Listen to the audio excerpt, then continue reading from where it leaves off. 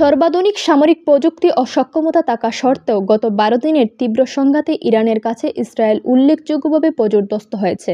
ইরানের বিভিন্ন ধরনের মিসাইল হামলায় রাজধানী তেল আবিবের কেন্দ্রস্থল, গোয়েন্দা দপ্তর, সামরিক ঘাঁটি এবং বিদ্যুৎ কেন্দ্রের মতো স্পর্শকাতর স্থাপনাগুলো রক্ষা করতে ব্যর্থ হয়েছে ইসরায়েলি প্রতিরক্ষা ব্যবস্থা।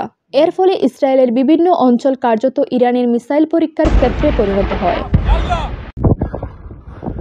এই লড়াইয়ে ইরানের ক্ষয়ক্ষতি বেশি হলেও ইসরায়েলের দীর্ঘদিনের অজয় ভাবমূর্তি মারাত্মকভাবে ক্ষতিগ্রস্ত হয়েছে। তাদের বিখ্যাত আকাশ প্রতিরক্ষা ব্যবস্থা যেমন আয়রন ডোম ও থার্ড এরো ইরানি ব্যালিস্টিক ক্রুজ এবং হাইপারসনিক মিসাইল প্রতিরোধে আশানুরূপ সফল হয়নি। মোসাদের পরিকল্পনা ক্ষেত্র, সাইবার হাব এবং বিভিন্ন আবাসিক এলাকাতেও ব্যাপক ধ্বংসযজ্ঞ চালানো হয়েছে। সামরিক বিশ্লেষকদের মতে ইসরায়েলের ক্ষয়ক্ষতির প্রকৃত তথ্য গোপন করার চেষ্টা করেছে এবং আন্তর্জাতিক সংবাদ মাধ্যমকে ক্ষতিগ্রস্ত এলাকা পরিদর্শন করতে বাধা দিচ্ছে।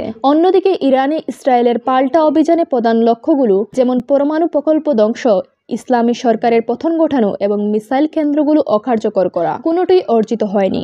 দফায় দফায় চেষ্টা করেও খামেনি বিরোধী কোনো কর্মসূচি সফল হয়নি এবং ইরানের পরমাণু অবকাঠামোর সামান্য ক্ষতি হলেও ইউরেনিয়াম সমৃদ্ধকরণ প্রক্রিয়া ব্যাহত হয়নি। এই পরিস্থিতিতে সামরিক বিশ্লেষকরা মনে করছেন ইরানের কাছে এমন অপ্রত্যাশিত প্রতিরোধের মুখে পড়েই ইসরায়েল দ্রুত যুদ্ধবিরতির জন্য মার্কিন যুক্তরাষ্ট্রের শরণাপন্ন হয়েছে। এই সংঘাত স্পষ্টতই প্রমাণ করেছে যে সামরিক শক্তিতে বলীয়ান হলেও ইসরায়েল অপরাজয় নয়।